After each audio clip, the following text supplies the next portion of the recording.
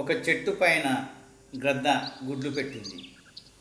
అదే చెట్టు క్రింద కోడి కూడా గుడ్లను పెట్టింది. గ్రద్ద పెట్టిన గుడ్లలో నుంచి ఒక గుడ్డు జారి కోడి పెట్టిన గుడ్లలో కలిసిపోయింది.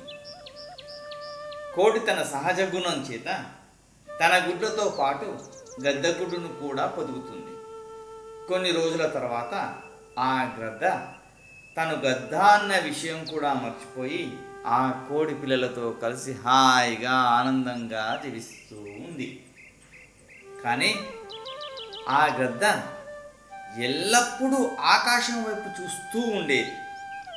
తన ప్రక్కన ఉన్నటువంటి కోడి పిల్లలు, ఎందుకు నీవు ఎల్లప్పుడూ ఆకాశం వైపు చూస్తూ ఉంటావు అని ఆ గద్ద పిల్లను అడిగింది.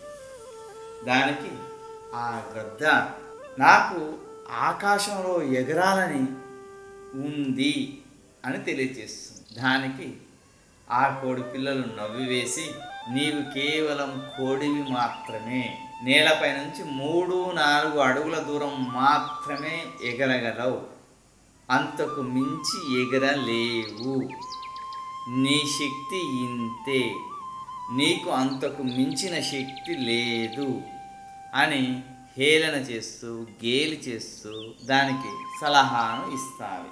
ఆ గద్ద పిల్ల కూడా ఆ సలహాను నమ్మి, అవును కదా, నేను కోడి పిల్లనే కదా, నా శక్తి అంతే కదా, నేను 2-3 అడుగుల కంటే ఎక్కువ ఎత్తు ఎగరలేను కదా, అంత ఎత్తు ఎగిరే శక్తి నాకు లేదు కదా, ఆకాశంలో విహరించేటటువంటి అవకాశం నాకు లేదు కదా, నా స్థాయి ఇంతే కదా అనుకొని ఆ కోడి పిల్లలతో పాటు కలిసి జీవించి కోడిగానే మరణిస్తుంది. కానీ ఒక్కసారి తన 2 రెక్కలను విదిలిస్తే ఆకాశంలోకి ఎగిరేది.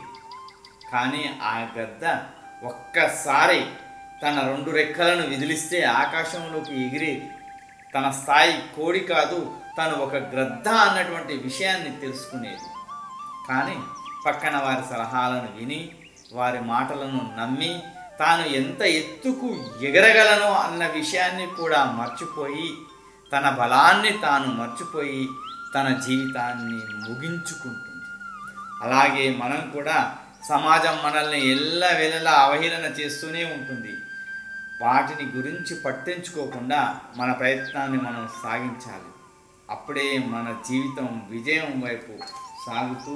ఈ వాస్తవాన్ని నమ్ము, లేదంటే నీవు కూడా గ్రద్ద కోడి పిల్లలతో పాటు పుట్టి కోడిగానే పెరిగి కోడిగానే మరణించినట్లు నీవు కూడా అందరిలాగానే నడుచుకుంటూ అందరిలాగానే జీవిస్తూ అందరూ నడిచిన మార్గంలోనే నడిచి అందరిలాగానే ముగిస్తావు.